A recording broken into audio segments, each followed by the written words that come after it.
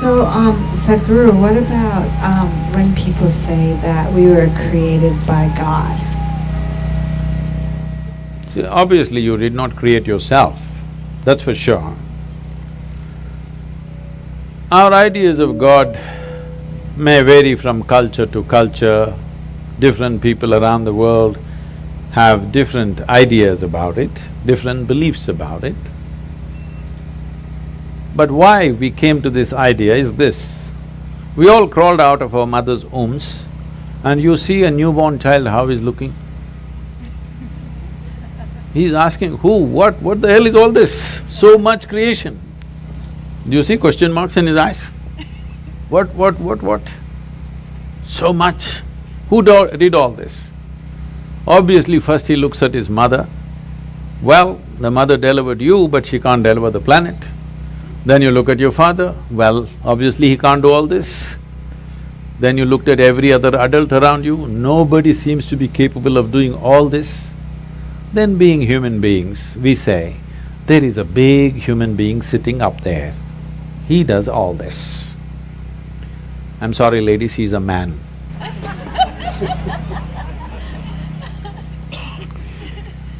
Because we are human, we are thinking a big human is up there. But it's a fact that we did not create this, isn't it? Neither this nor this. We did not create this, we meddled with it. We meddled with it, we muddled with it, but we did not create it, for sure. So we need an explanation. This is a choice you have. Do you need an explanation or are you willing to explore? If you explore, you will come to one kind of situation within yourself. If you come to agreement with some explanation that somebody gives you, the only choice is either to believe it or disbelieve it. If you believe it, you will become confident. It'll not bring any clarity, it'll bring you confidence. If you disbelieve it, you will be confused. If you're joyfully confused, it's very wonderful. But most people don't know how to handle their confusion joyfully. When they get confused, they make themselves miserable. But the most wonderful thing in human intelligence is to recognize what you do not know as you do not know. Everything that you do not know, you believe. This is a serious problem. We have done terrible things to each other simply because I believe this, you believe that. Continuing to do it even now, isn't it, across the world? Because I believe one thing and you believe something else. Now if I let you live, my belief will suffer. The best thing is you're dead. Yes because you believe something else is the truth and I believe something else is the truth, now both of us can't live in one place. We can pretend for some time. When it comes to real issues, we can't be in one place. Why is it it's so difficult? If you really have a working intelligence, you must be able to see what I do not know as I do not know, isn't it? Is it not very human and very wonderful to see what I do not know, what's the big deal about it? If you see I do not know is an immense possibility. Only when you see I do not know, the possibility of knowing becomes a reality. If you see I do not know, the longing to know, the seeking to know, and the possibility of knowing becomes a living reality. Everything that you do not know, you believe. You have to be only among your kind. If you are with another kind of people, either they should not exist or you should not exist, that's all it'll lead to. So this is something that we have to come to, because human intelligence is at its best when it does not know.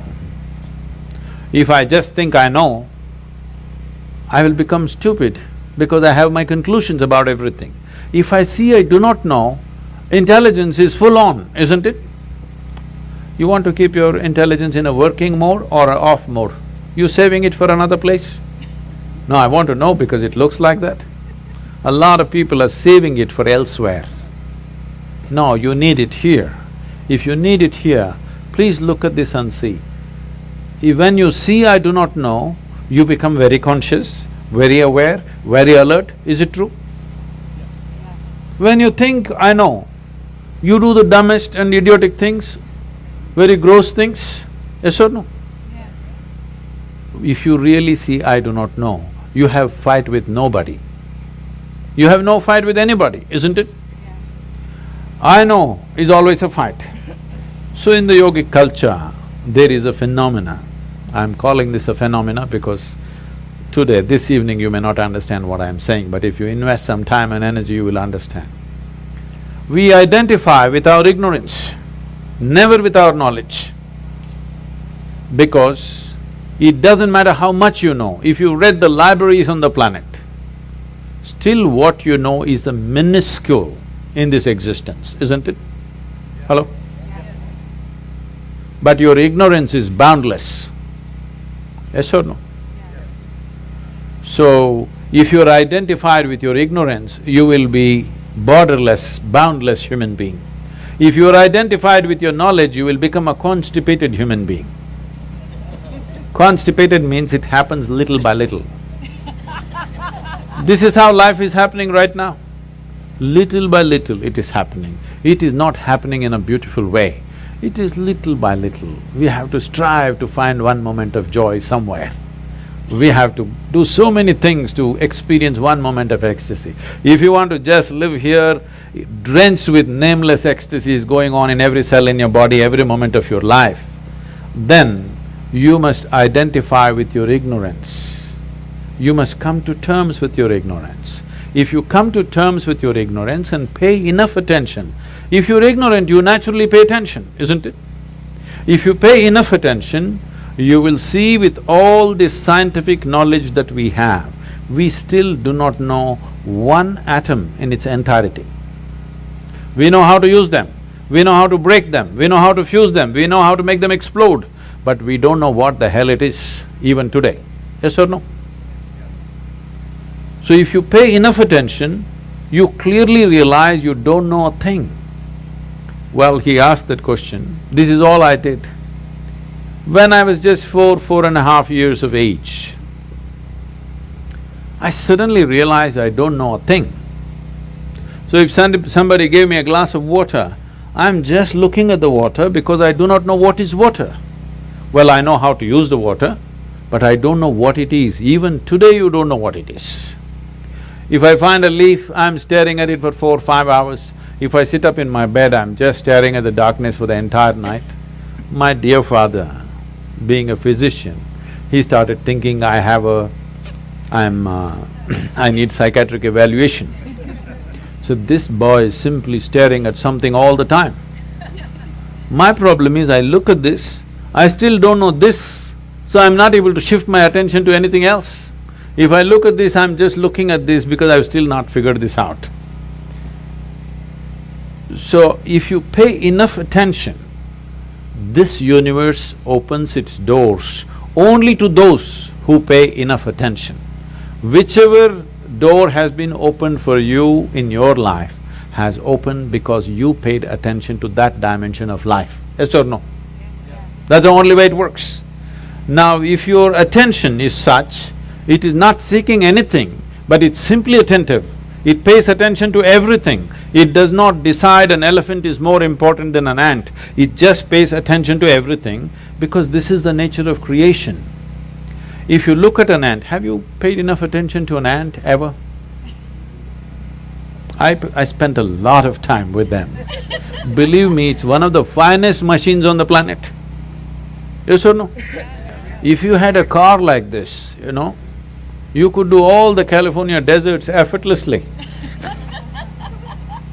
It's such a fine machine, it's not a simple thing.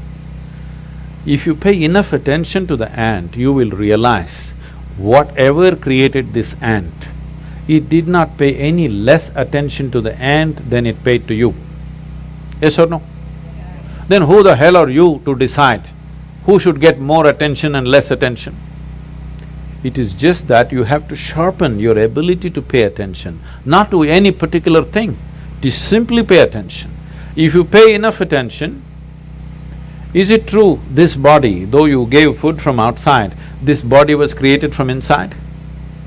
Yes? So whatever is the source of creation must be functioning from within you, isn't it?